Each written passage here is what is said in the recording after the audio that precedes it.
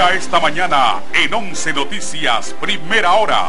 El viceministro de Seguridad Armando Calidonio denuncia que las muertes en el Bajo Aguán están financiadas por el narcotráfico. En menos de mes y medio, el Estado de Honduras ha perdido 4.091 millones de dólares debido a los cambios efectuados por el Banco Central de Honduras con respecto a la tasa cambiaria del empira frente al dólar. Inaugurada la mesa de concertación de la ley educativa. Todos los detalles de estas y otras informaciones a continuación en 11 Noticias, primera hora. Iniciamos de inmediato las informaciones, por supuesto aquí en 11 Noticias, primera hora, para contarle que ya se vuelven costumbres los raptos en el país. En la zona norte de Honduras han capturado a una persona que supuestamente había secuestrado a un ciudadano de esa zona de Honduras. Estos son los detalles en el siguiente resumen judicial policial.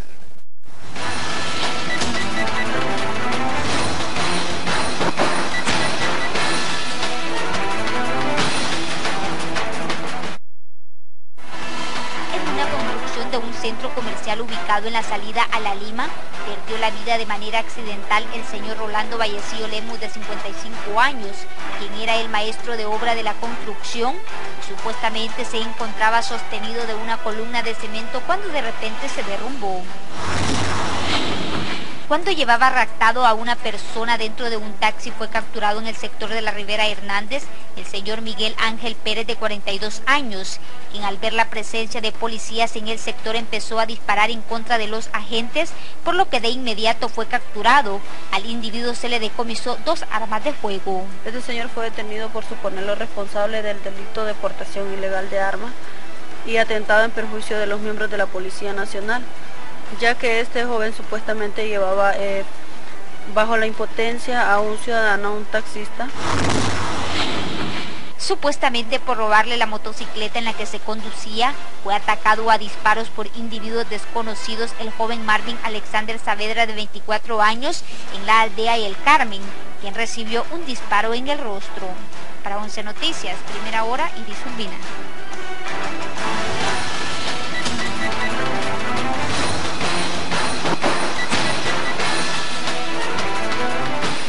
Pasamos a conocer el visor nocturno de la capital con nuestro compañero Cristian Nájera.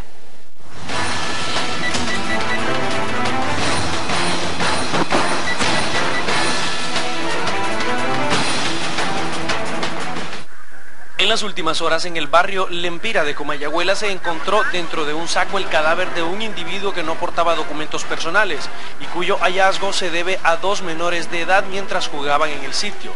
El cuerpo del hoyo occiso tenía un papel en el cual se leía la leyenda: por andar cobrando el impuesto de guerra. A la morgue capitalina llegaron los restos mortales de Wilfredo Flores, ciudadano hondureño que falleció de manera violenta, de acuerdo a información oficial. Flores provenía de la ciudad de Comayagua. Los diferentes operativos de saturación que desplegaron las autoridades policiales dejaron como resultado varios individuos detenidos por no contar con documentación para conducir y, en otros casos, papeles de los automóviles en los que transitaban por las calles de Tegucigalpa, lo que les hizo acreedores de varias horas de detención en postas policiales de la capital. Para 11 Noticias, primera hora, Cristian Nájera.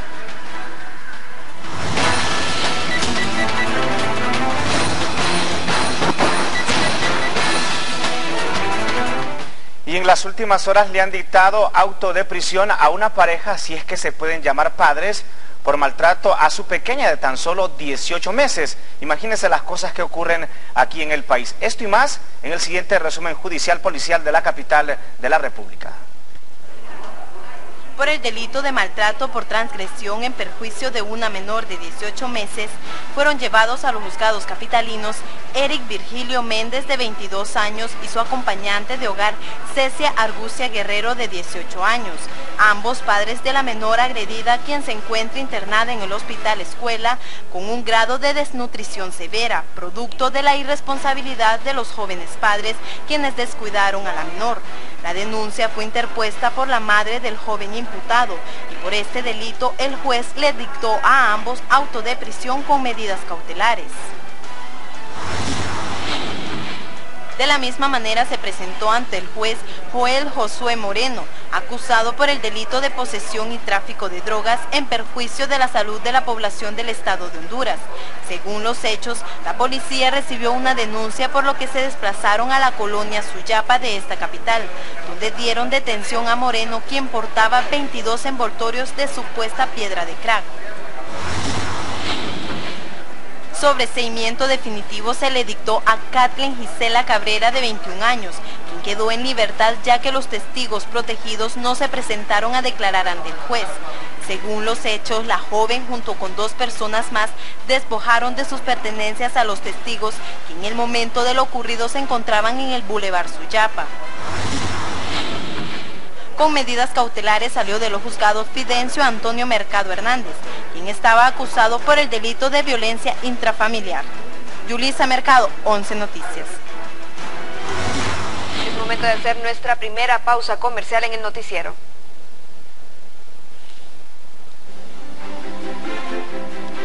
Al regresar le contamos que muertes violentas en el Bajo Aguán podrían ser patrocinadas por el narcotráfico, según el viceministro de Seguridad Armando Calidonio.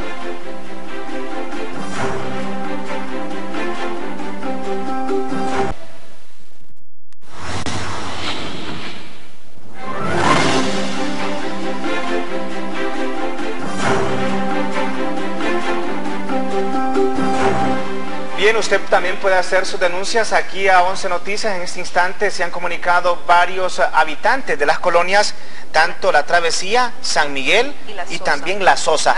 Esto porque desde ayer en horas de la tarde están sin el fluido eléctrico. Y así como está pasando en estas colonias, la historia se repite en varias colonias de la capital de la República. Así es, y lo preocupante, Raúl, es que las familias que tienen que ir a su trabajo, los niños que tienen que ir a su escuela, ¿cómo van a llegar a sus escuelas así todos arrugados? Y también la comida se les arruina. Entonces no puede estar pasando esto, y peor en zonas que la gente es muy necesitada. Son varios daños colaterales que se presentan cuando no hay fluido eléctrico, cuando las autoridades de la Empresa Nacional de Energía Eléctrica no le dan respuesta a estos problemas. Si usted también tiene alguna denuncia en su barrio o colonia, la puede hacer a través de 11 Noticias. Repetimos, en las colonias Travesía, San Miguel y hasta La Sosa, desde ayer en horas de la tarde se encuentran sin el fluido eléctrico. Esto a oídos de las autoridades de la ANE, para que le puedan dar respuesta a esta denuncia que han hecho los televidentes aquí a 11 Noticias. Ahí están los números en pantalla para que también usted se involucre y pueda hacer su denuncia tanto de su barrio o colonia. También lo puede hacer a través de nuestras redes sociales en Facebook y en Twitter. Continuamos con las informaciones y ponga mucha atención a las siguientes declaraciones o la denuncia que hace el propio viceministro de Seguridad Armando Calidonio al afirmar que las muertes en el Bajo Aguán están siendo patrocinadas por el mismo narcotráfico. El problema por adquisición de tierras en el Bajo Aguán se le ha ido de las manos al gobierno de la República, luego que el propio viceministro de Seguridad Armando Calidonio diera a conocer que son narcotraficantes los que financian estos grupos armados, que han cobrado la vida de más de 50 personas inocentes en la zona.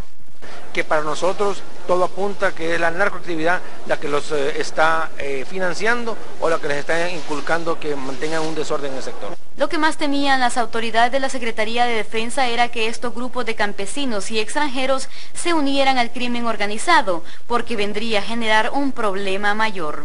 Y es algo sumamente delicado. No podemos obviar el hecho de que aunque se resuelva el problema de la tenencia de la tierra, siempre tenemos un problema de seguridad en el área. Y lo más peligroso es que se vayan a combinar los dos problemas y nos vaya a dar resultado el problema de la discusión por la tenencia de la tierra con el problema de la inseguridad por las operaciones de crimen organizado.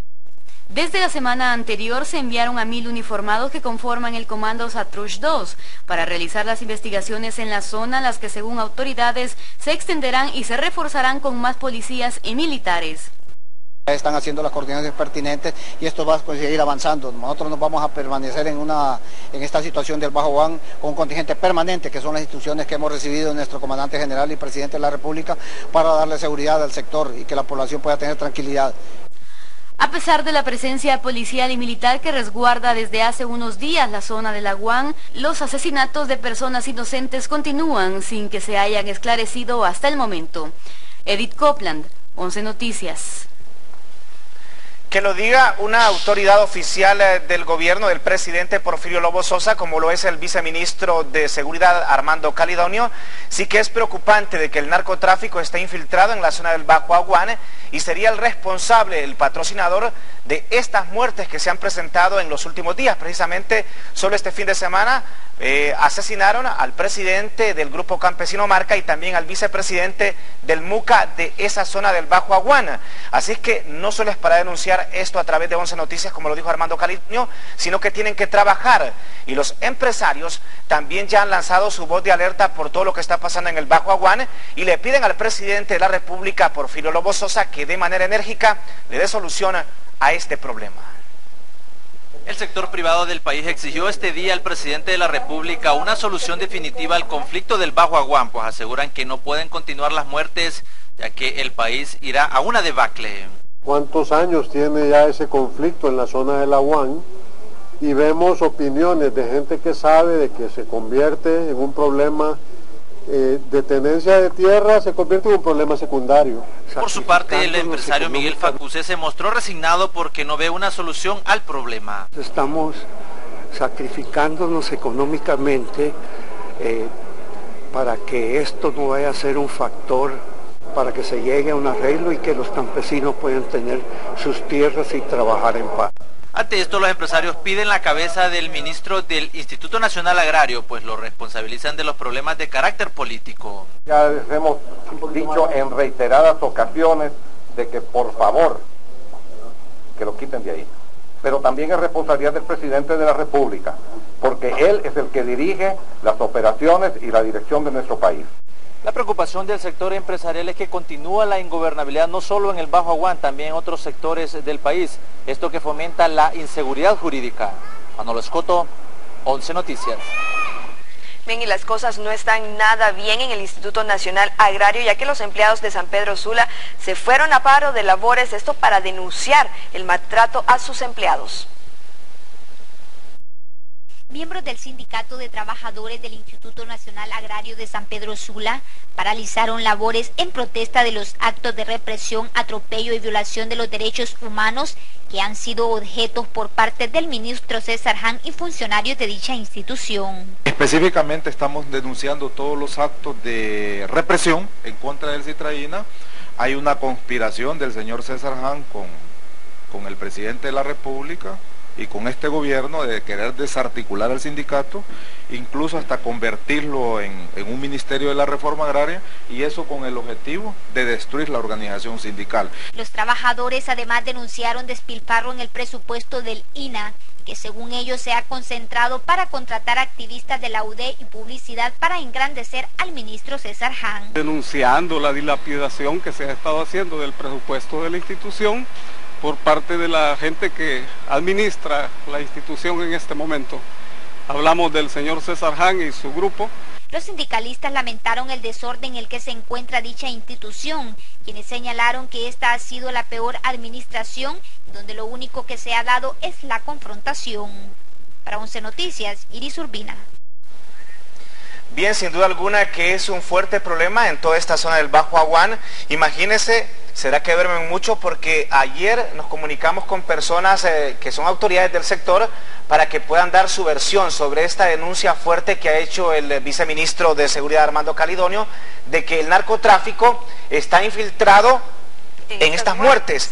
Pero tanto don Julio Benítez, quien es el jefe policial de toda la zona de Colón, como el jefe del Comando Satrush 2, que ha enviado las Fuerzas Armadas a Espinal, no contestan sus celulares, los han apagado en este instante porque tienen miedo a dar alguna opinión de esta versión que ya surge de que el narcotráfico es el patrocinador de estas muertes en el Bajo Aguán. Esto es peligroso también, lo que ha denunciado el viceministro de Seguridad Armando Calidonio. Así es, hemos estado intentando comunicarnos con los que están a cargo de estas operaciones Satrush 2 y en realidad no hemos podido tener contacto con ellos, tal vez por lo que tú dices, Raúl, y tal vez porque no están haciendo bien su trabajo también. Si duermen mucho en esa zona del Bajo Aguán, pues sin duda alguna que esto podría ser el causante de estas muertes, porque las autoridades pueden hacer su trabajo, pero si no quieren dar a conocer a la opinión pública qué es lo que está pasando realmente con estas muertes, pues esto deja mucha duda entre la población del país.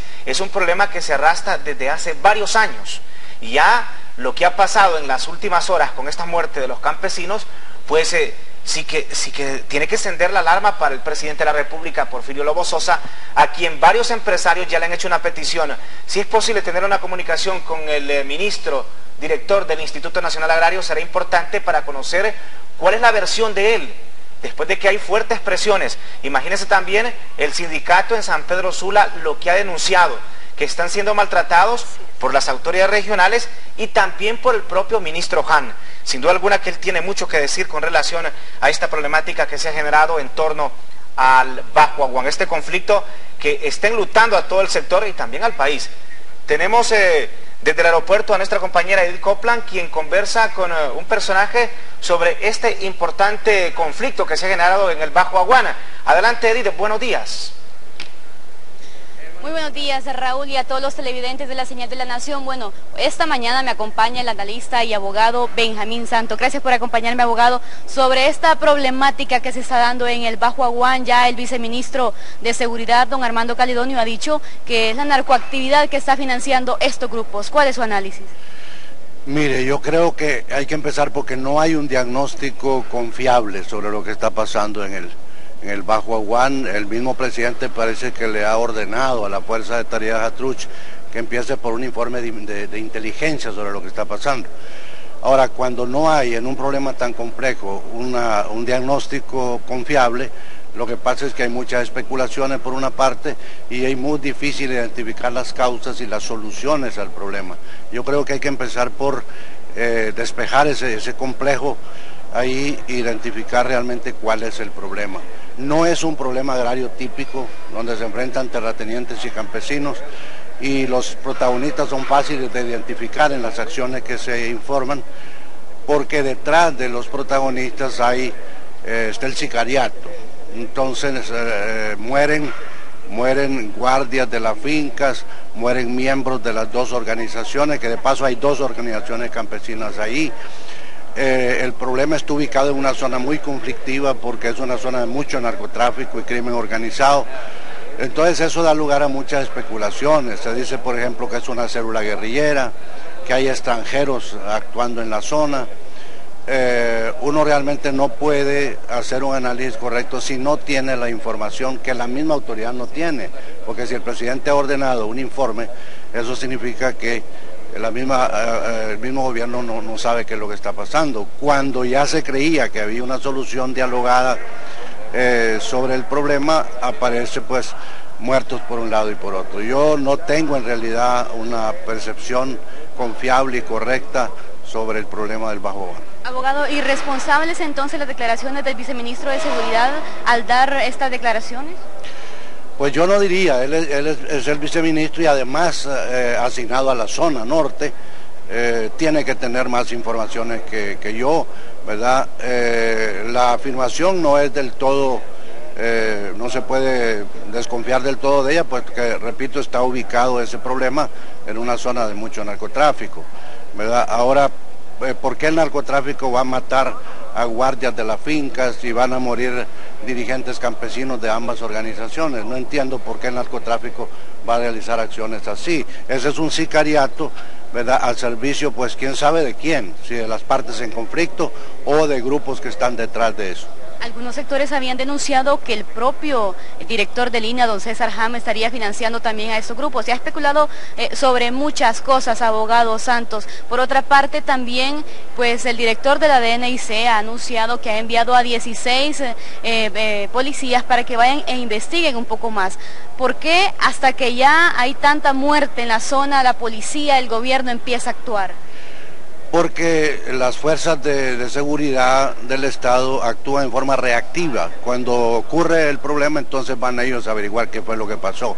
No existe un plan preventivo, ¿verdad?, para evitar que ocurran los hechos, sino una vez que ha ocurrido, entonces van a ver qué fue lo que pasó. Así es bien difícil trabajar y detener pues el delito.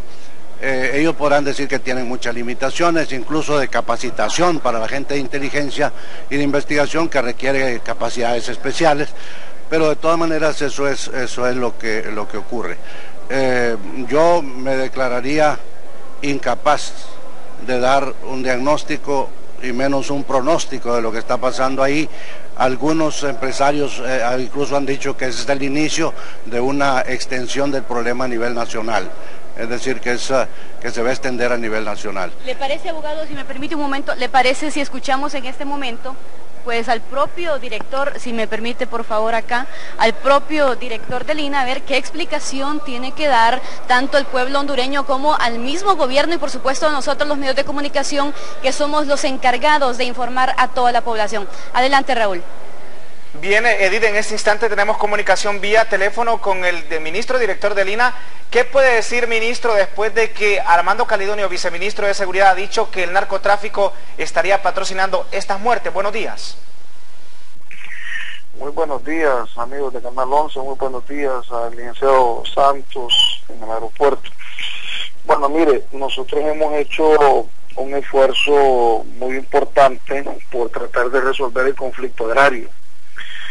Es importante decir que este conflicto agrario es de hace 20 años. O sea, inició en el gobierno del expresidente Callejas y se ha venido manifestando en gobiernos, en administraciones anteriores. Nosotros hemos hecho lo mejor que hemos podido, resolviendo de manera definitiva mediante un acuerdo con los campesinos primero en el 2010, y hace un mes y medio, 2 meses, con don Miguel Facusé, hemos establecido un acuerdo el cual está en el Congreso de la República para resolver el problema de las tierras.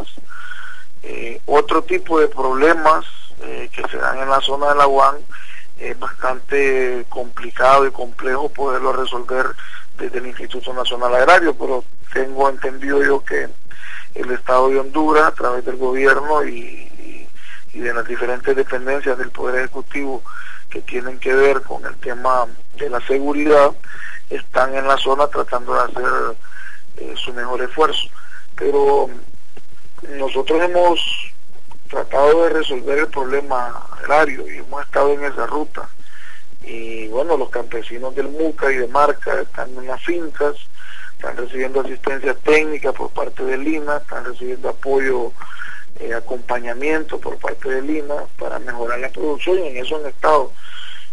Las muertes que se han dado en los últimos días son realmente lamentables, condenables, y la autoridad policial y del Ministerio Público tienen que investigar a profundidad estos hechos, estos crímenes, y deducir las responsabilidades pertinentes. Yo espero que estas muertes de los dirigentes campesinos del Muca y de Marca no queden en la impunidad y que realmente se deduzcan todas las responsabilidades necesarias. Ministro, pero ¿qué opina usted? Porque algunos sectores dicen que el patrocinador de estos crímenes más bien es su persona, como ministro del INA. Y también, ¿qué opinión le merece que ayer, en las últimas horas, el Consejo Hondureño de la Empresa Privada, o sea, los empresarios, le han pedido al presidente de la República, Porfirio Lobo Sosa, que lo retire del cargo a usted? Mire, el CODEP ha estado en esa campaña desde el primer día de gobierno, desde el 27 de enero del 2010. Tienen año y medio de estar en una campaña de desprestigio contra mi persona, contra la institución, sin saber que la labor que se está haciendo desde el INA está contribuyendo más bien a darle paz y tranquilidad al campo. Pero bueno, ellos tienen sus razones y nosotros entendemos ese juego de ellos.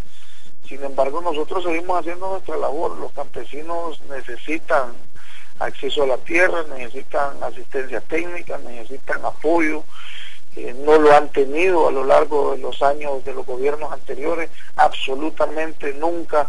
Mire, nosotros hemos entregado con el presidente de la República títulos de propiedad a grupos campesinos y empresas que tienen 38, 40 años de estar ocupando las tierras y nunca nadie les había legalizado sus tierras.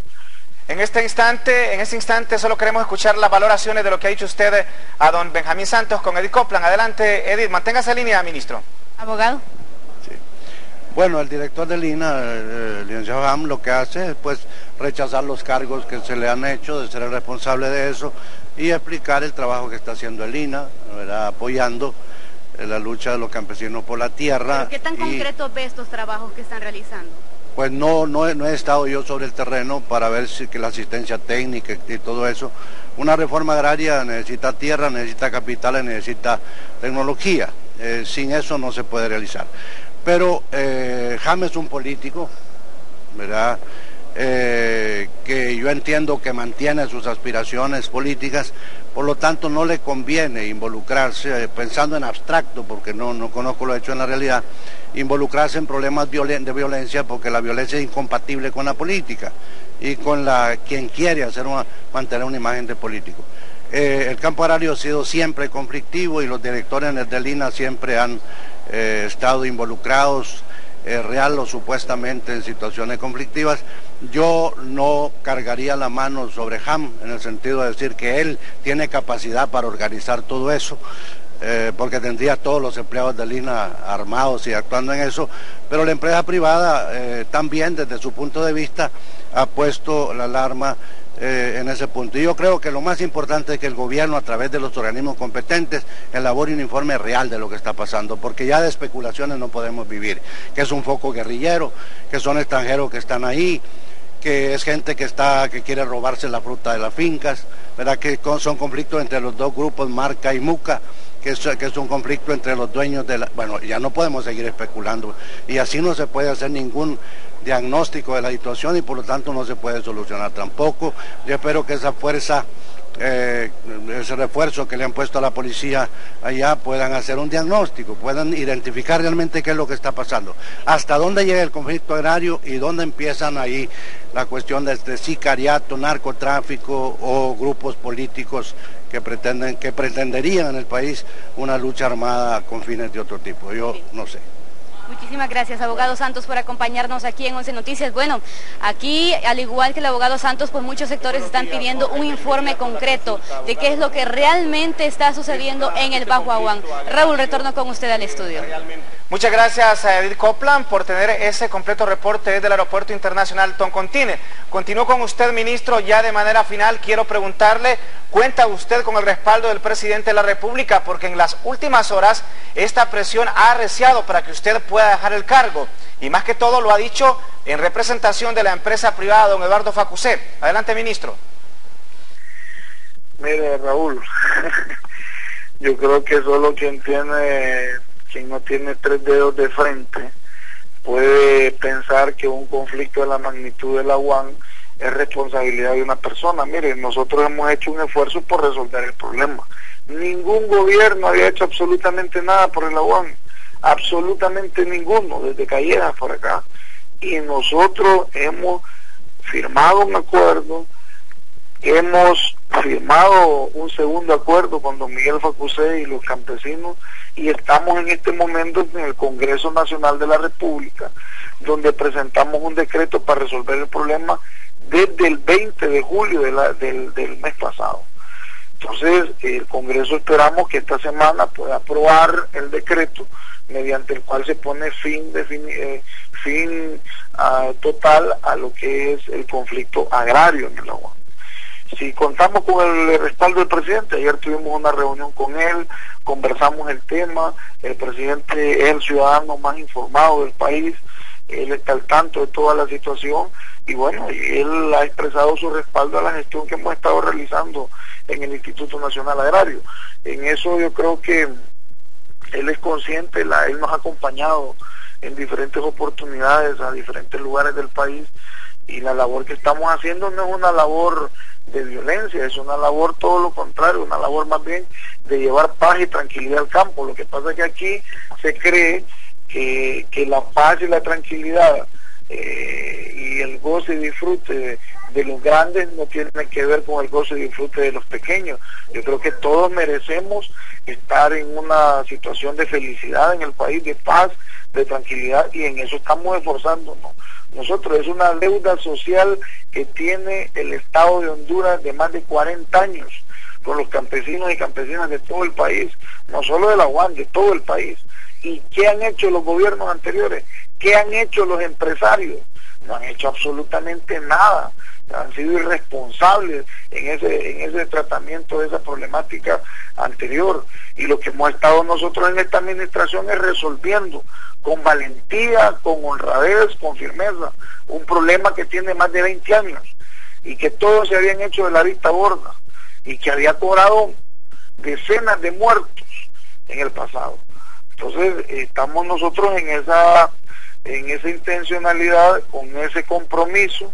Esperamos que el Congreso Nacional de la República esta semana pueda aprobar el decreto que pone fin a este problema agrario y que los cuerpos policiales y militares que están desplazados en la zona puedan investigar, el Ministerio Público, la Dirección Nacional de Investigación Criminal, a profundidad los responsables de esta muerte y pueda llevarlos a los tribunales de justicia y aplicarles todo el peso de la ley.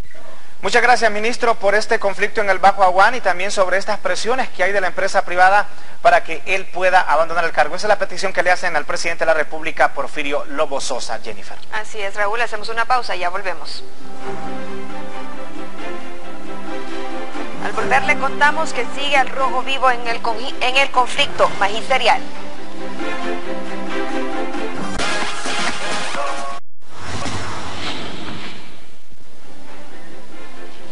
Gracias por continuar con nosotros esta mañana aquí en 11 Noticias Primera Hora. Retomamos informaciones específicamente con nuestro compañero René Amaya. Sin mayores resultados, siguió ayer el diálogo en el Congreso Nacional en busca de una nueva Ley General de la Educación. Veamos los detalles. La concertación de la nueva Ley General de Educación Pública marcha por buen camino. Este lunes fueron instaladas 6 mesas de diálogo donde los diferentes sectores expondrán sus propuestas.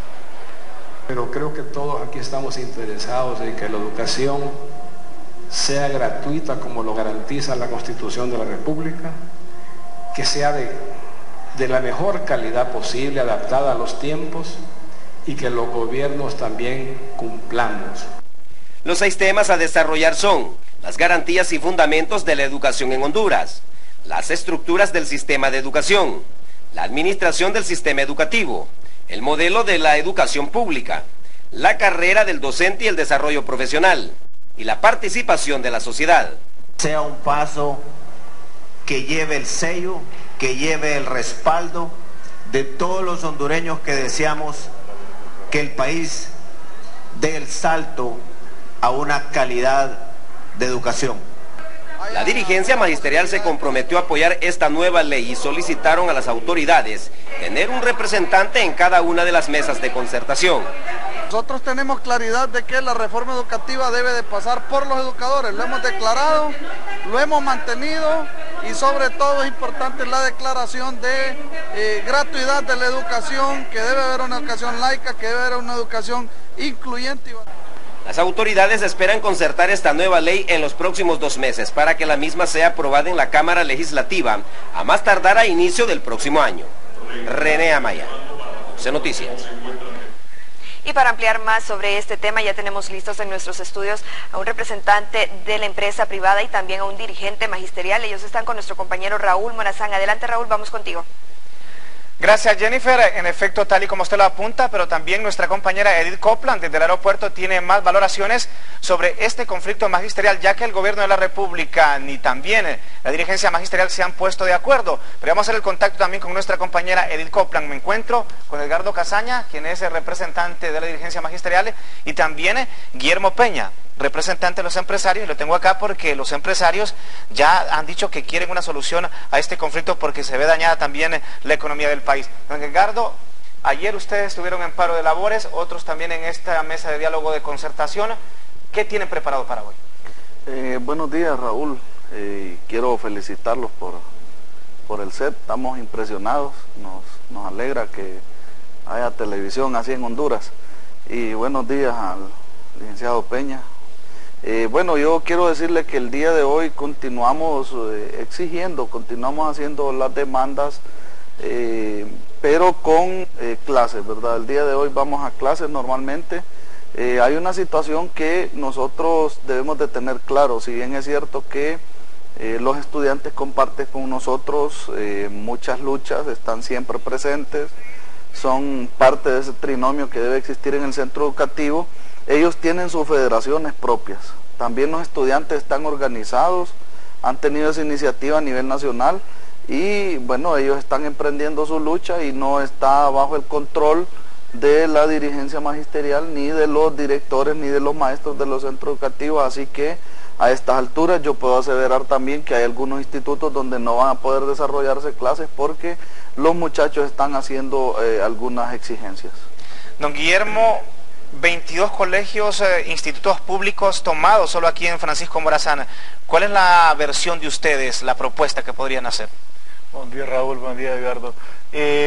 Bien, la propuesta nuestra en realidad es que no debería de ser una discusión por cumplir los sueños ni de un Eduardo Galeano, Noam Chomsky, como ni de un Milton Friedman, ni de un Vargas Llosa. Esto es el futuro de la población, el futuro de la juventud, y el camino que debería solventar es la entrada al mercado laboral, la entrada a ser agente productivo y a ser personas de bien en la sociedad. Al final del día ese es el camino que vemos nosotros que debería de ser, y cualquier cosa que impide eso es un problema nacional. Ya vemos continuos los problemas que son en las escuelas, no quisiéramos ver eso, quisiéramos ver educación, quisiéramos ver los graduados de las escuelas que sean también excelentes personas, excelentes elementos universitarios y después excelentes elementos ya incorporados en el mercado laboral. Ese es el camino que nosotros quisiéramos ver, que sea lo más fluido posible, con la mejor calidad en todo el camino. Don Guillermo, Edgardo, vamos hasta el aeropuerto internacional Toncontín porque los padres de familia también están preocupados porque temen que sus hijos que están en último año por estos paros de labores pues puedan perder el año escolar. Edide, buenos días. Así es, Raúl Morazán, y buenos días también a los invitados en el estudio. Pues esta mañana también me acompaña doña Mercedes, ella es una madre de familia, y también me acompaña a mi otro extremo el profesor Oliva. En primera instancia, la preocupación es enorme por parte de los padres de familia. Doña Mercedes, buenos días. Exactamente, si más lo recordamos, son más de 55 días perdidos de clase. Lamentablemente a quienes han afectado más es a la educación media, donde son los estudiantes de los colegios, de los institutos, de los centros básicos, los más afectados en toda esta problemática, y lamentamos realmente la posición que ha mantenido la dirigencia magisterial en todos estos años atrás, donde a quienes han secuestrado, a quienes realmente han golpeado es a las familias pobres, y sobre todo pues esto no deja también secuelas en la empresa privada, porque no contrata estudiantes de los colegios públicos porque no vienen con las técnicas preparativas para poder optar a desempeñar un buen empleo. Pero lamentamos realmente que quienes están afectando es también a los estudiantes a nivel nacional, que este año van a recibir un título y solo van a recibir el cartón porque dentro de su mente no han adquirido el conocimiento adecuado. Lamentamos también que la dirigencia magisterial en los últimos años lo que ha manejado es un doble discurso.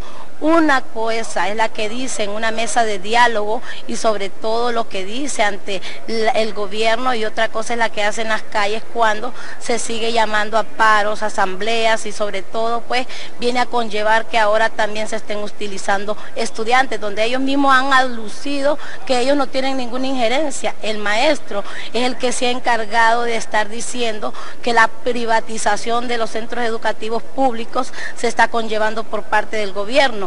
Ellos mismos también alucían que la educación era privada porque se estaban pagando servicios de agua, de luz, y realmente esto era totalmente mentira. Lo que nosotros el día de hoy estamos exigiendo ante el pueblo a nivel nacional es que si va a haber un diálogo, que sea un diálogo sincero, que realmente estemos preocupados por garantizar esta calidad educativa y donde no se esté jugando al gato y al ratón con las familias pobres de nuestro país. Ahora, doña Mercedes, vamos a escuchar qué piensa también el profesor Oliva para luego retornar al estudio con nuestros invitados brevemente.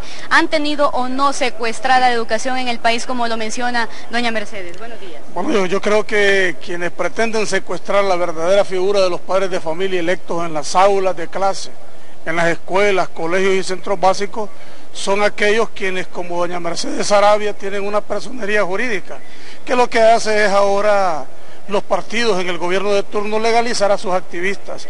Nosotros queremos en las organizaciones de padres de familia a los verdaderos padres de familia, aquellos que con nosotros pintan las escuelas, reparan las puertas, compran un candado, chapean los alrededores de una escuela, colegio, jardín, aquellos que con nosotros fundan estas escuelitas y que nos cuestan tanto.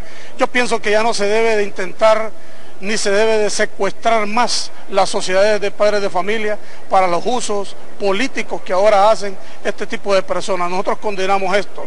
La defensa de la educación pública va a ser permanente.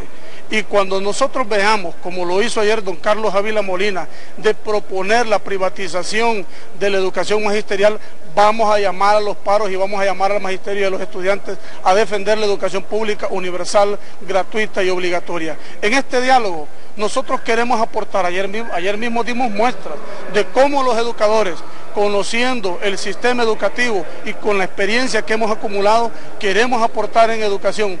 Sin embargo, vimos sectores que lo único que se llaman es a validar políticas neoliberales, políticas privatizadoras, y en eso no estamos totalmente de acuerdo. Bueno, en este momento volvemos al estudio para ver cuáles son las impresiones. Nosotros nos mantenemos aquí, por supuesto, para escuchar las impresiones de nuestros invitados. Adelante, Raúl.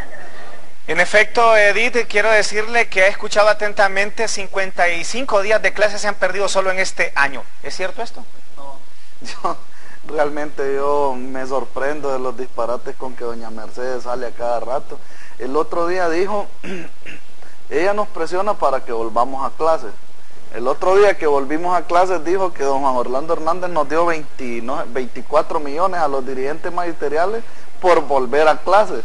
Entonces yo realmente ya no vale la pena desgastarse con doña Mercedes. Es alguien que tiene claro su papel, que sabe bien a lo que está jugando, a lo que le han pedido que jugara. Nosotros básicamente el día de ayer, Raúl, estuvimos en dos actividades. Primero, la dirigencia fue a declarar ese espíritu propositivo del magisterio a la mesa. Ahí en el hemiciclo, ahí estuvimos participando, y por fuera, en los 18 departamentos estuvieron haciéndose acciones por parte de los compañeros, y nosotros permanentemente invitamos al periodismo, y yo quiero agradecer que ustedes sí ejecutan ese tipo de trabajo, que es el periodismo de investigación. Al magisterio no hay que masacrarlo solo porque un periodista tiene acceso a un micrófono o a una cámara. Más bien hay que investigar por qué el maestro va a la calle, por qué el maestro protesta.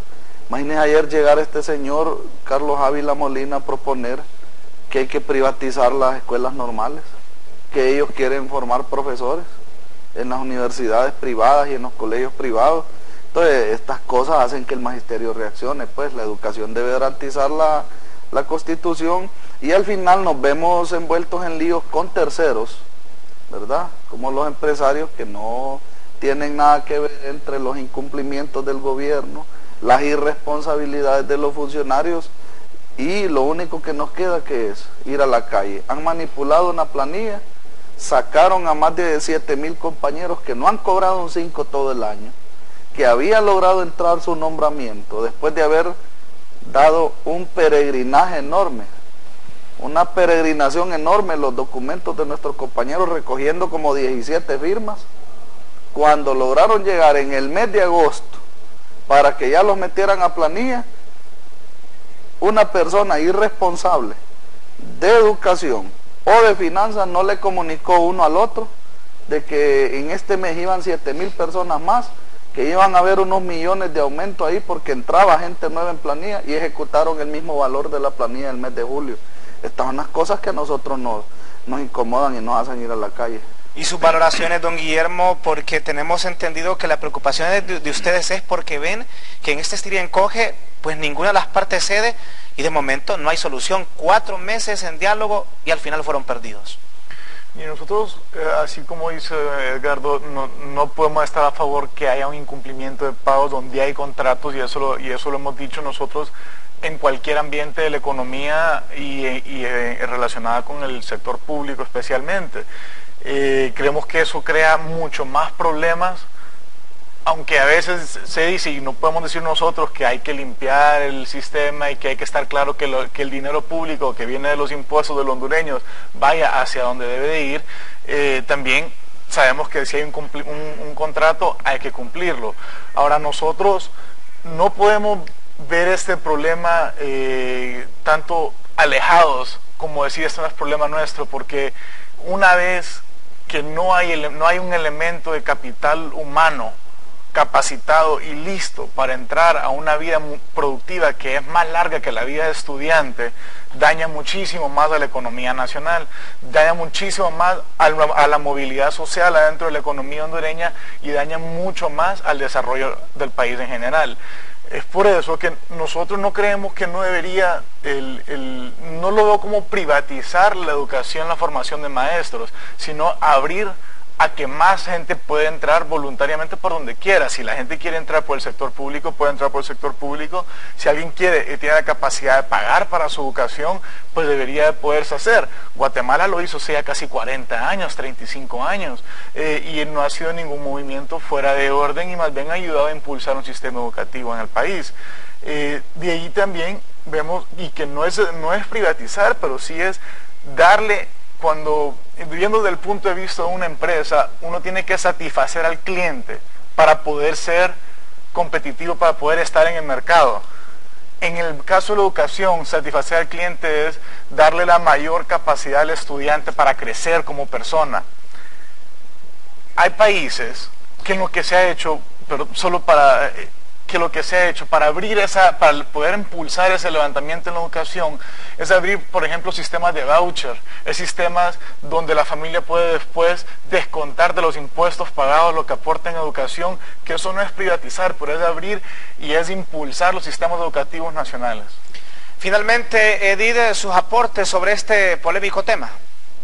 Bueno, primero que nada, pues aquí el profesor Oliva le ha dicho a nuestra invitada, doña Mercedes, que es miembro de la Sociedad de Padres de Familia, que es una activista política. ¿Por qué usted le ha dicho si es activista política, de dónde es activista política y dónde cobra, como usted lo ha manifestado hace un momento?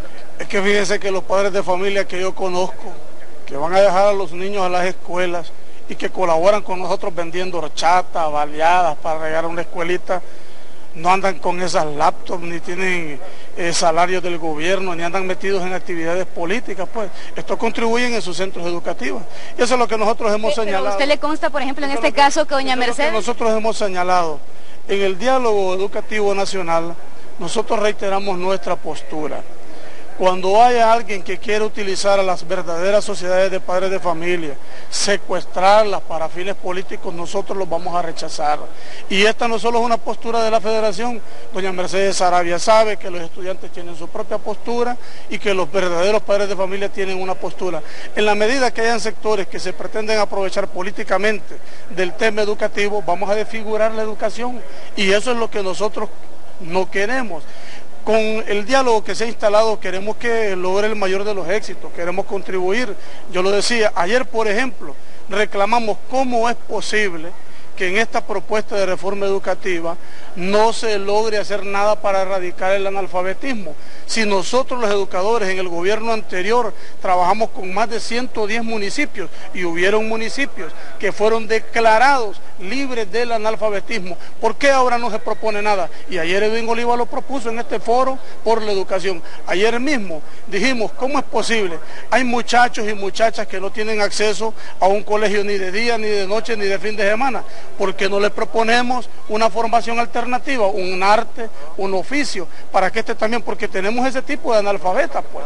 Tenemos a los mismos educadores, ayer decíamos, la formación de los docentes, cuando queremos calidad educativa, por ejemplo, y queremos que los niños manejen tecnología, manejen inglés, ¿por qué la Secretaría de Educación no se preocupa en formar a los educadores en tecnología, en inglés, para poder mejorar? Sin embargo, vemos que sí se nos exige una nota para la niñez en estos temas. En ese sentido entendemos, profesor, solo son de las cosas que nosotros estamos denunciando y que deben de hacer cambiar la situación de manera dramática en el sistema educativo nacional. Queremos también escuchar las palabras de doña Mercedes. ¿Qué piensan luego de estas acusaciones que le han hecho, que personas como usted no son madres de familia y que usted camina hasta con laptop, cosas carísimas, dice? En primer lugar, quiero decirle a don Edwin que para eso están los entes competentes, así como nosotros fuimos a denunciar al Tribunal Superior de Cuentas enriquecimiento ilícito por parte de la dirigencia magisterial, muchos dirigentes que antes caminaban a pie y que ahora caminan en carros de último año, como don Jaime Rodríguez, entre otros, y ahí podemos ver la misma actividad de vida que lleva don Edwin, que lleva a Edgardo Casaña y que llevan algunos dirigentes magisteriales. Nosotros al igual desde hoy nos ponemos a la orden del Tribunal Superior de Cuentas y sobre todo de cualquier entidad para que realmente garantice que nosotros ni somos asalariados del gobierno, ni tampoco estamos aquí porque alguien nos ha puesto. Mercedes Sarabia es madre de 3 hijos, soy miembro de la Asociación de Padres de Familia de uno de mis hijos y de igual manera preocupada por la mala educación y sobre todo cuando se habla de analfabetos no solo en la sociedad, hombres, mujeres de escasos recursos, sino que hay muchos docentes que ni siquiera saben leer, porque la peor educación que se está brindando es en las normales, donde hasta el día de hoy, si alcanzan los 50 días de clase que se han dado en las normales, yo creo que estamos diciendo que se ha dado clase, pero aquí en nuestro país lo que hemos estado viendo, que la dirigencia magisterial sigue utilizando a nuestros hijos, sigue marcada la ideología política al entorno de la educación pública y son ellos los que se han encargado de embanderar realmente un golpe, pero un golpe a la niñez, un golpe a los padres de familia y un golpe a las familias más pobres. Lo que le duele a la dirigencia magisterial. Bien, es Mercedes Sarabia. Ya para concluir, porque el tiempo es nuestro peor enemigo en este instante, el presidente de la República también ha dicho que no va a premiar el ocio de los maestros. 30 segundos.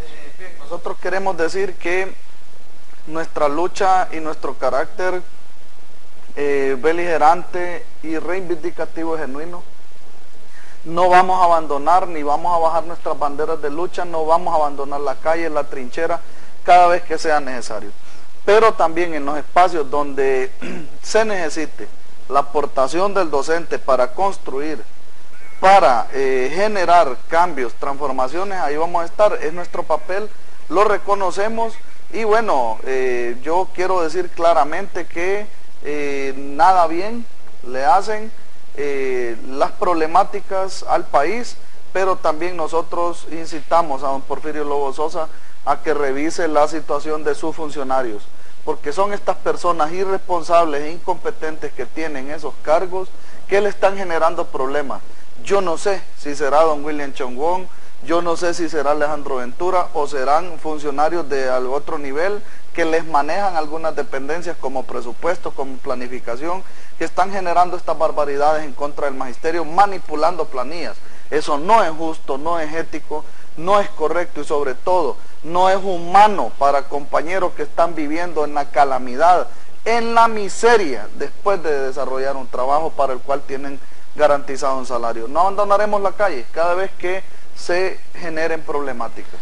Brevemente, don Guillermo, ¿se va a lograr esta ley educativa general de acuerdo con la posición de ustedes?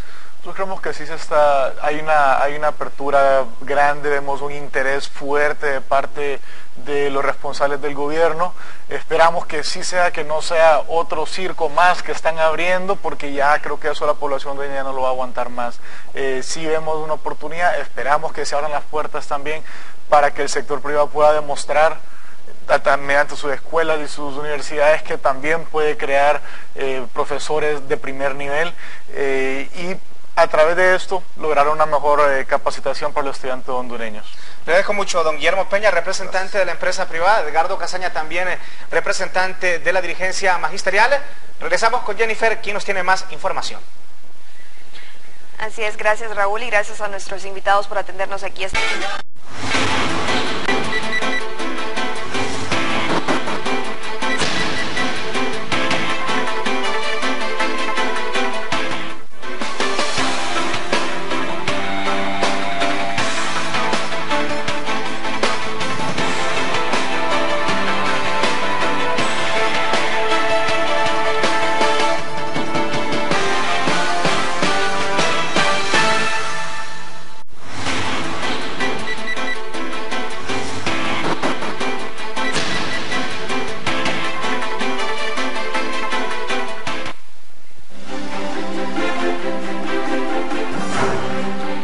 por continuar en nuestra sintonía. Retomamos informaciones. Antes le queremos anunciar que tendremos en exclusiva una entrevista con Bruno Baroni, un famoso economista italiano, quien hizo un estudio por la recesión económica en Estados Unidos y también, obviamente, de Estados Unidos dependen muchas economías a nivel internacional. Y siempre en temas económicos pasamos con nuestra compañera Tirsa Florencia Alvarenga, quien tiene el pulso económico de esta mañana.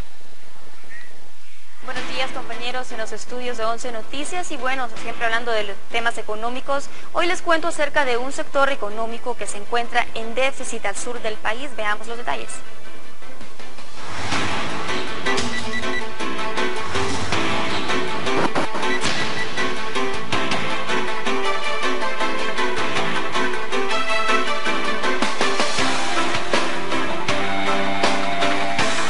A pesar de tener capacidad para producir los 4 millones de quintales que demanda el mercado local, los productores de sal han anunciado que tienen déficit por la falta de financiamiento y apoyo tecnológico a los diferentes salineros del sur del país. Los salineros en el sur de Honduras están produciendo únicamente 1 millón de quintales de sal, recurriendo a la importación de los 3 millones restantes para suplir la demanda del mercado. Aproximadamente unas 20.000 familias hondureñas dependen directamente de la producción salina y unas 150.000 más en forma indirecta, por lo que urgen programas de apoyo para los pequeños y medianos productores en este y otros rubros económicos del país. Por su parte, el Congreso Nacional prepara decretos para eliminar las exoneraciones tributarias con la finalidad de incentivar esta industria en Honduras, a pesar de que estas exoneraciones afectarán al fisco.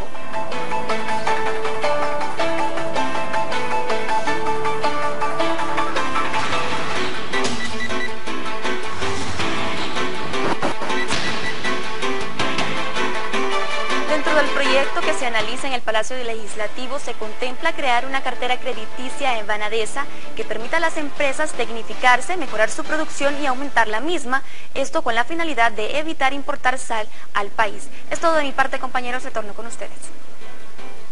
Muchas gracias a nuestra compañera Tirsa Florencia Alvarenga por ese importante tema en nuestro pulso económico de hoy martes. Y ya le vamos a mostrar un sorprendente video, Jennifer, sobre cómo se las ingenian los ladrones en el país para poder raptar, llevarse cosas que están en el interior de vehículos. Tienen varios planes. Hay un video que sin duda alguna es impresionante de lo que ha pasado con estos ladrones que han sido captados por el celular, mediante un celular que mantenía cámara, han sido ellos sorprendidos. Y ahora vamos a mostrar todo lo que ha pasado. Y también al final del noticiero no se pierda lo que ya está causando polémica en el mundo, lo que ha visto Silvio Berlusconi y que podría ser prohibido, y eso sí que sin duda alguna lo ha sorprendido precisamente a Silvio Berlusconi, primer ministro de Italia. Así es, Raúl, pero pasamos a otros temas y le presentamos a continuación la entrevista que ha realizado nuestro compañero Cristian Nájera al economista italiano Bruno Baroni. El estudio, digamos, analiza la situación en Estados Unidos y en los países desarrollados, por qué llegaron a la crisis y por qué no han resuelto, digamos, la crisis a pesar de una políticas importantes, extraordinarias que han tomado en los últimos 2 años, y lo que muestra efectivamente que las dos, tanto la crisis como lo que no haya funcionado, digamos, las respuestas a la crisis tienen que ver con que en lugar de, digamos, disminuir el nivel de inequidad, en lugar de crear, digamos, una fiscalidad más con ventaja de la clase media, lo que hacen es simplemente, digamos, seguir un poco con el modelo precedente que le apuesta todo digamos, a la clase más o al sector más acomodado de la sociedad, y digamos lo que está viendo es que no está funcionando ese esquema.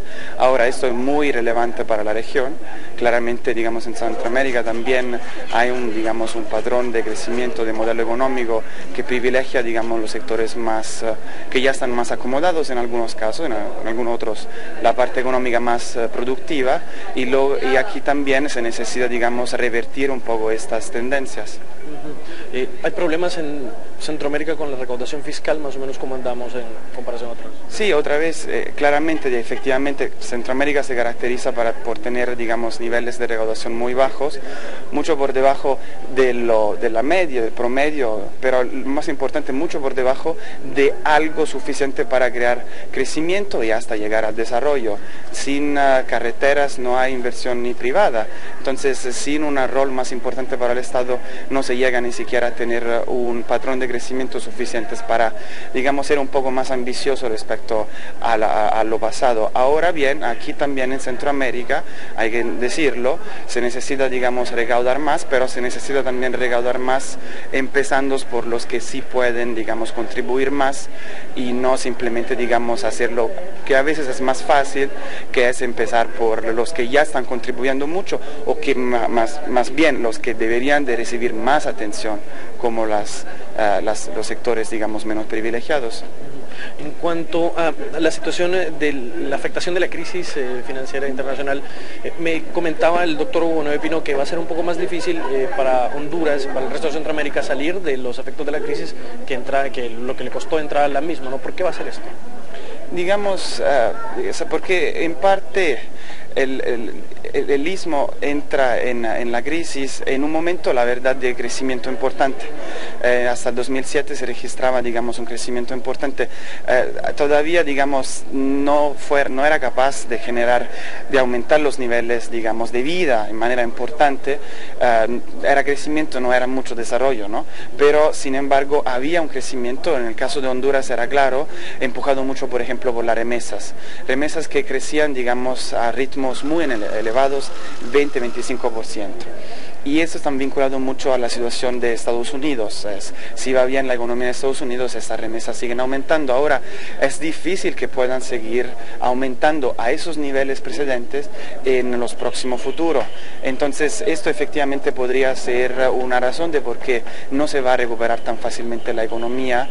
La otra es que lo que en parte está empujando la región y también en Honduras es la exportación de productos agrícolas y también recursos naturales en general, y ese tipo de crecimiento históricamente, digamos, ha dejado poco a la región.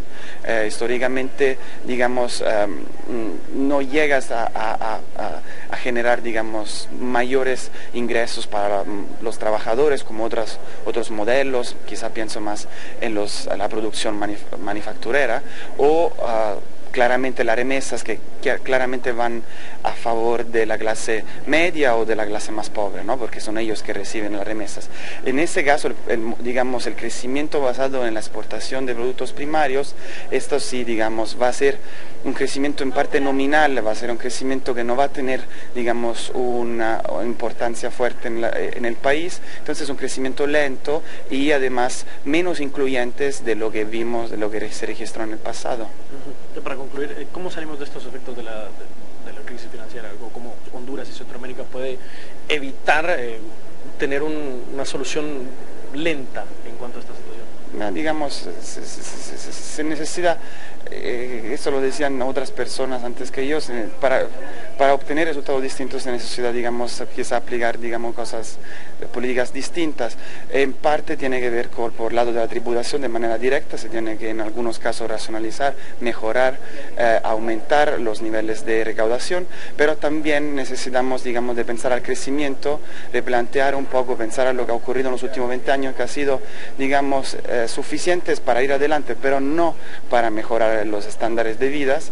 Entonces, con esos niveles de crecimiento, lo que se ha hecho es financiar, digamos, políticas sociales que son como casi una ambulancia en parte de la política económica. Lo que queremos es que la política económica pueda de por sí misma ser más incluyente, que la economía crezca con un patrón más incluyente y que entonces pueda también generar niveles de vidas mejores para la población y además financiar de manera importante, porque ahí también se necesita una discontinuidad de aumentar mucho lo que es la recaudación en parte y también el gasto social. Entonces ahí también crear esa diferencia. Lo que quiero decir es discontinuidad tanto en la parte de la generar mayor crecimiento de un lado y del otro de crear mayor ingreso. Las dos cosas están relacionadas porque claramente mayor crecimiento da mayor ingresos permiten financiar gasto productivo. La región se caracteriza por tener niveles de capital humano muy bajos. Se necesita invertir en educación, porque claramente eso va a permitir, digamos, crear la productividad de los próximos años.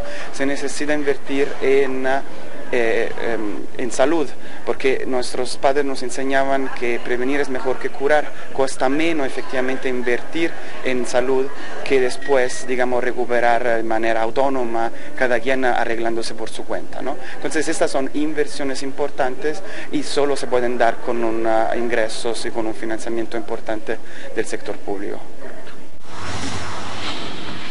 Bruno Baroni, Jennifer y televidentes, es un reconocido economista italiano que se ha dedicado a estudiar esto que ha pasado en Estados Unidos, la recesión económica que ha afectado a muchos países. Recordemos que Honduras depende mucho de las remesas que se envían desde Estados Unidos y ya lo escucharon ustedes sobre algunas consecuencias y qué se debe hacer para no seguir sufriendo lo que ha sido esa recesión económica que se presentó en el 2008 precisamente en la Nación del Norte. Así es, Raúl, un tema muy interesante y que sin duda alguna le seguiríamos dando cobertura porque él seguirá aquí en el país dando la conferencia, Raúl. En primicia lo hemos presentado aquí en 11 Noticias Primera Hora porque a las 11:30 él tiene una importante conferencia de prensa.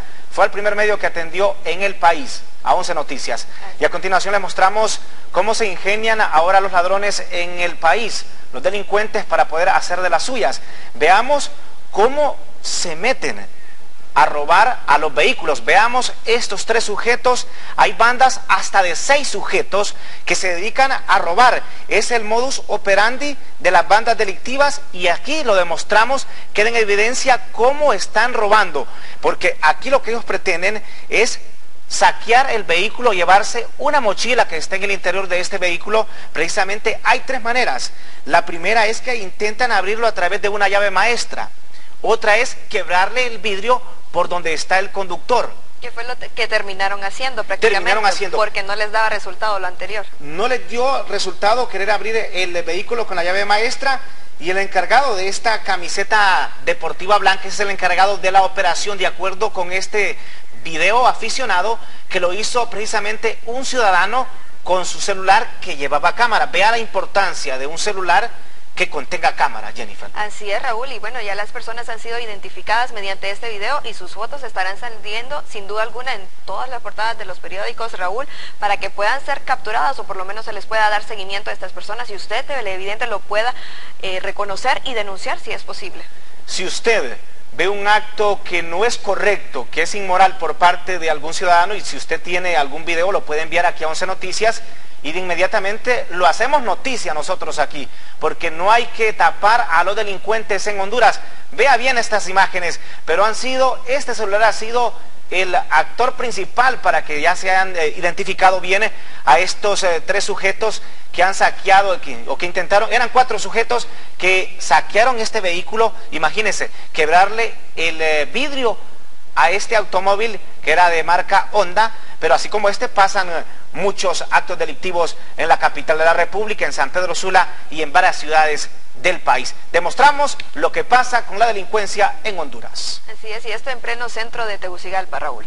Es correcto, y con así toda que la gente pasando a y vista no hay y paciencia, problema. ya no le tienen temor a las personas que los puedan denunciar y mucho menos también a las autoridades, porque a veces lo hacen en frente de estas autoridades. Pero también tenemos más informaciones muy interesantes y también polémicas que se ocurren aquí en Tegucigalpa y también en San Pedro Sula. Así es, Raúl, y bueno, ayer, si ustedes nos pudieron sintonizar, tuvimos aquí al representante del movimiento gay, Adonis, para hablar sobre este rótulo que se había puesto en la Universidad Nacional Autónoma.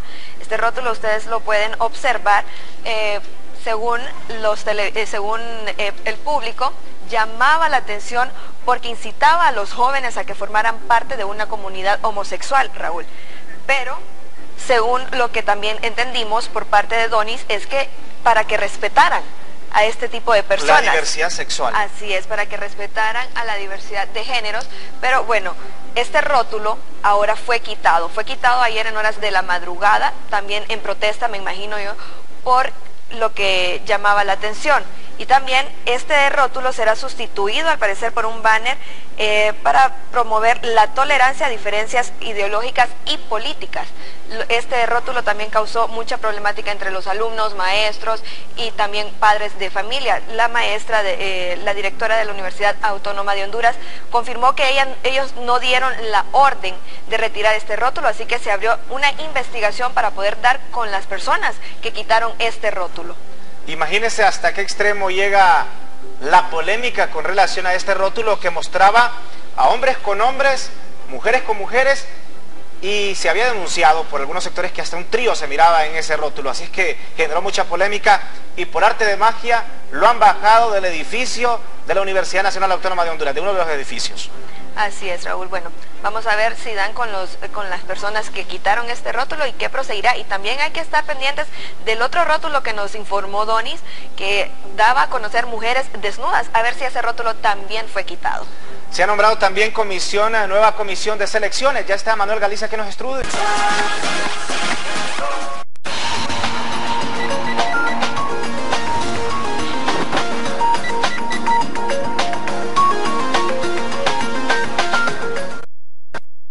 Trípoli está bajo el control del régimen, afirmó esta madrugada Saif al-Islam, uno de los hijos del coronel Muammar Gaddafi, a un grupo de periodistas en Trípoli. De este modo desmintió su captura, reforzando el sentimiento de confusión que reina en la capital libia, controlado en su mayor parte por los opositores que proclamaron el fin de la era del dictador. Mientras tanto, fuerzas de la Organización del Tratado del Atlántico Norte, OTAN, comenzaron a bombardear Bab al-Assiyad, un gran complejo donde se cree que el líder libio Muammar Gaddafi estaría oculto, mientras los rebeldes estrechaban su cerco sobre la capital.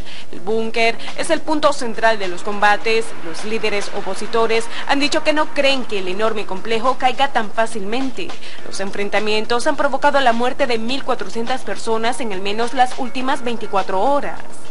Hemos degradado constantemente la capacidad de responder por parte de las fuerzas de Gaddafi hasta el punto que se han visto seriamente afectadas y logísticamente se ha reducido su capacidad, y en cuanto a la capacidad de moverse, de desplazarse, también los hemos afectado y se han capturado varios líderes militares.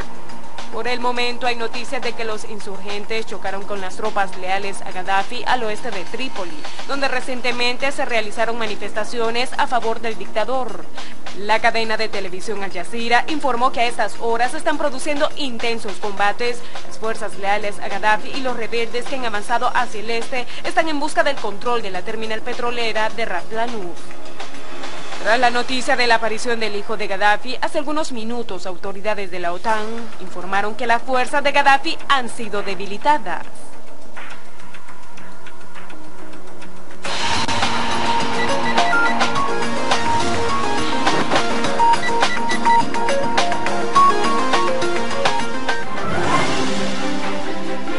Gracias por continuar con nosotros en 11 Noticias Primera Hora. Raúl, es momento de pasar con los deportes. Ya se juramentó la nueva Comisión Nacional de Selecciones y quienes tienen la esperanza de llevar nuevamente a Honduras a un mundial, pero esto será en Brasil.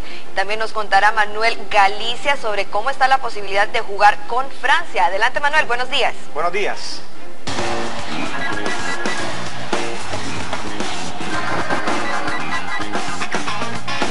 Muy buenos días, compañeros. Bueno, voy a comenzar hablándoles un poco de la posibilidad que puede tener Honduras de jugar con la selección de Francia, debido a que están negociando con la selección de Costa Rica hacerle una oferta atractiva a la Federación Francesa de Fútbol para que en el mes de noviembre se juegue con Costa Rica y se juegue con Honduras, tanto en Costa Rica como en nuestro país. El abogado Alfredo Jawid Vanegas, secretario de la Federación de Fútbol, los da más detalles y también es presidente de la CONCACAF. Escuchémoslo. No, en Honduras pero es oneroso. Entonces hay que hacer números primero para ver si se puede traer y hay que hacer un gran esfuerzo. Y yo pienso que vale la pena no solamente jugar con los mismos. Yo pienso en un futuro jugar contra Brasil, jugar contra España, jugar contra un equipo europeo. O sea, yo creo que eso está en nuestra mente y en las posibilidades vamos a hacerlas a través de nuestras relaciones. Yo creo que están adelantados algunos puntos, pero nunca es bueno empezar a hablar porque ilusionamos un pueblo y de repente no se puede traer un equipo de esto que es caro, mínimo $500.000.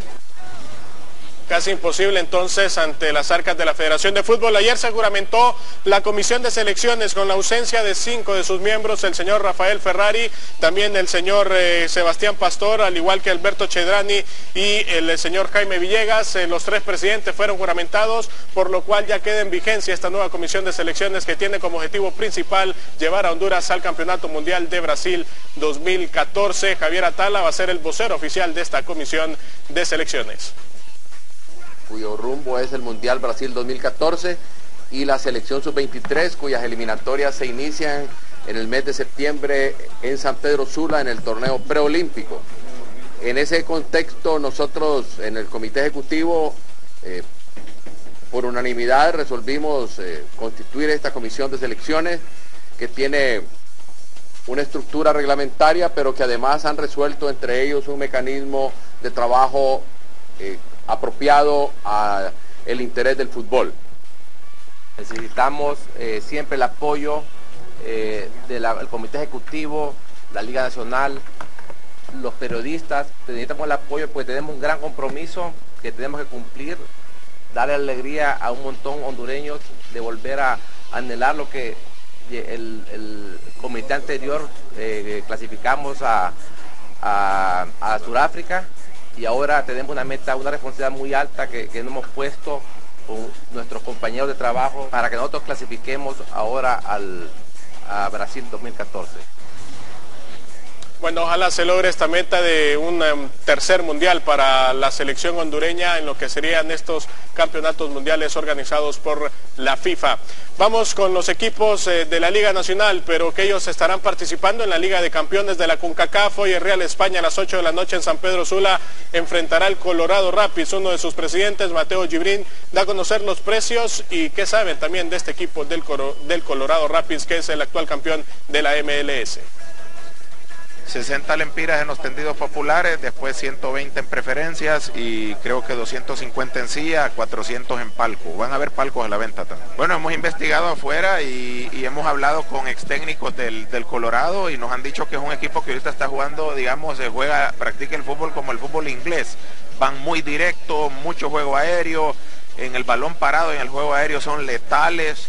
Entonces es un equipo que juega muy bien al fútbol, por algo es el campeón de la MLS hoy, ¿verdad?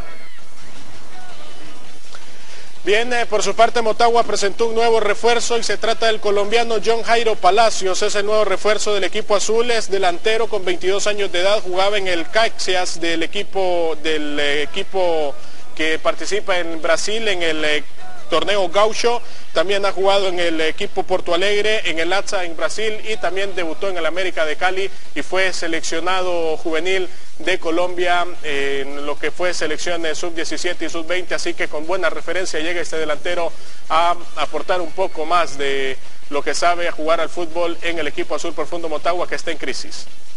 En que el jugador se adapte lo más rápido posible al grupo y verlo, analizarlo físicamente, a ver si está, pues digamos que a condiciones para jugar un 90 minutos, y si no, poco a poco pues que se vaya pues acoplando de 45 minutos en 45 minutos hasta que vaya agarrando la forma física que el plantel ya prácticamente tiene.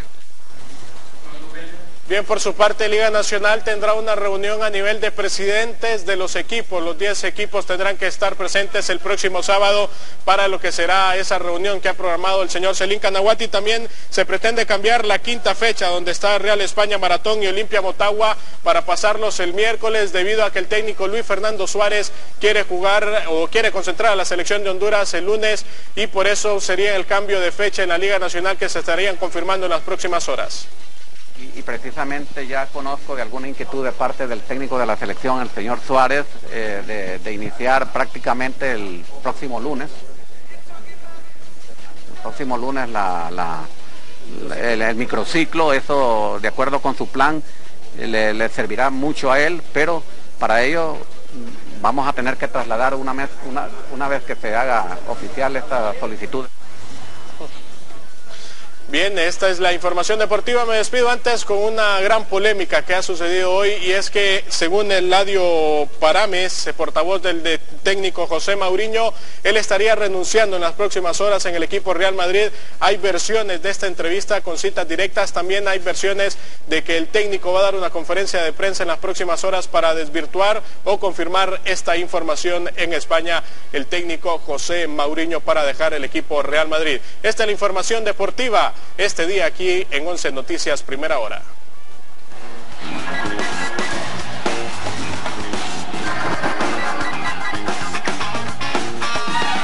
Gracias Manuel Galicia por la sección de deportes esta mañana. Y bueno, Raúl, tenemos importante información relacionada a Silvio Berlusconi, ministro de Italia. ¿Te sorprenderá la información? O tal vez no, porque ya él ha sido famoso por estos escándalos sexuales, escándalos de mujeres en los que se involucran mujeres. Les invito a televidentes y a ti, Raúl, a que observen esta foto. No sé qué estará mirando Silvio Berlusconi. Ha sido acusado en múltiples ocasiones el primer ministro de Italia, Silvio Berlusconi.